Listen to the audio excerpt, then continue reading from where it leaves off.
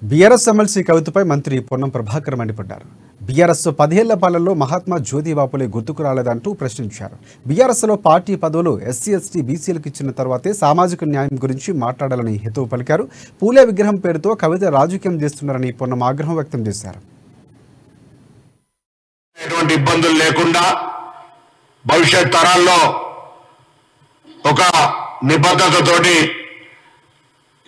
రాజకీయ సామాజిక ఆర్థిక అన్ని రకాలుగా బీసీ జనాభాకు లాభమయ్యే విధంగా ఈ దేశానికి మార్గదర్శకత్వం ఉండే విధంగా ఈ బీసీ జనగణన తెలంగాణ ప్రభుత్వం చేపట్టబోతుందని చెప్పడానికి బీసీలందరూ కూడా గర్వంగా రేపొద్దున ఈ అంశానికి సంబంధించిన దాని లోపల కాంగ్రెస్ పార్టీ ఎన్నికల మేనిఫెస్టోకు కట్టుబడి అమలు చేస్తుంది కాబట్టి ఈ కార్యక్రమాన్ని గాంధీ భవన్లో చెప్తా ఉన్నాం.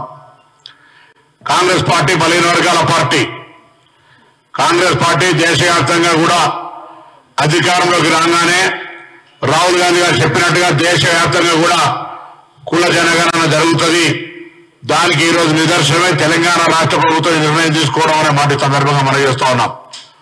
దీని లోపల కూడా పూర్తిగా ఎటువంటి ఇబ్బందులు లేకుండా ఉండడానికి కొరకు రిటైర్డ్ ఐఏఎస్ ఐపీఎస్ బలహీన వర్గాలకు సంబంధించిన వాళ్ళ సలహాలు కానీ న్యాయపరమైనటువంటి సలహా సూచనలు కావచ్చు, రిటైర్డ్ జడ్జిలకు సంబంధించి కావచ్చు, లేదా ప్రొఫెసర్స్ రిటైర్డ్ ప్రొఫెసర్స్ అందరినీ కూడా సలహాలు తీసుకునే కార్యక్రమం కొనసాగబోతా ఉంది 2-3 రోజులు అసెంబ్లీ కంటే ముందే. అదేవిధంగా బీసీ సంఘాలందరూ కూడా కోరుతా ఉన్నాం, దీని మీద మీ సూచనలు సలహాలు ఏమున్నా తెలంగాణ ప్రభుత్వం ఇన్ ప్రిన్సిపల్ డిసిషన్ తీసుకుంది. తెలంగాణ రాష్ట్రంలో బీసీ కుల జనగణన జరపడానికి నిర్ణయం తీసుకుంది. దానికి సంబంధించి భవిష్యత్తులో ఎటువంటి ఇబ్బంది న్యాయపరం లేకుండా ఉండడానికి కొరకు అవసరమైన సలహా సూచనలు ఇవ్వమని సందర్భంగా కోరుతా ఉన్నాం. గౌరవ ముఖ్యమంత్రి రేవంత్ రెడ్డి గారి నాయకత్వంలో మిగతా మంత్రివర్గ సభ్యులందరి సహకారంతో నిధుల కేటాయింపు అవసరమైన నిధుల కేటాయింపు కూడా శాఖాపరమైన ఏర్పాట్లు చేస్తా ఉన్నామనే మాట కూడా ఈ సందర్భంగా మనం చేస్తాం.